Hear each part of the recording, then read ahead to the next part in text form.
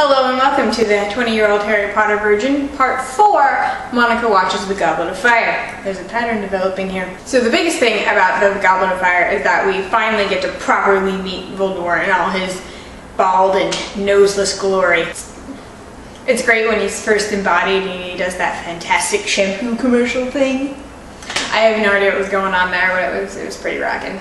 That whole scene when we find out who the Death Eaters are and we properly meet Voldemort was just great.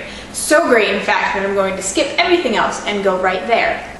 That whole scene with the graveyard and everything was just so creepy and well done and convincingly evil. And Lucius Malfoy is a Death Eater. I did not see that coming. Like, I knew he was evil, but I didn't think he was that evil. As with all the movies thus far, I really liked it, but there were a handful of things I found kind of disappointing. And this time there were a few big things that were disappointing. And by a few, I mean 2. The character of Cedric Diggory and the Triwizard Tournament itself. I feel like Cedric was an underdeveloped character. I mean, he came out of nowhere at the beginning, and then we didn't really get to know him until the end, and then he died.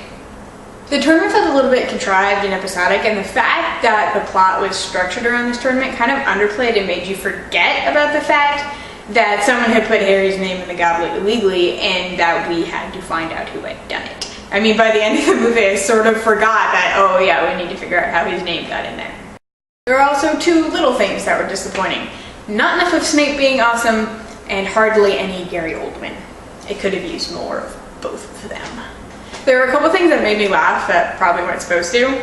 First, the Death Eaters look like they're in the KKK. Second, the spell Avada Kedavra, or whatever it is, doesn't sound all that sinister to me because it just sounds so much like abracadabra that instead of someone dying, I sort of expect Voldemort to pull out a top hat and then a rabbit.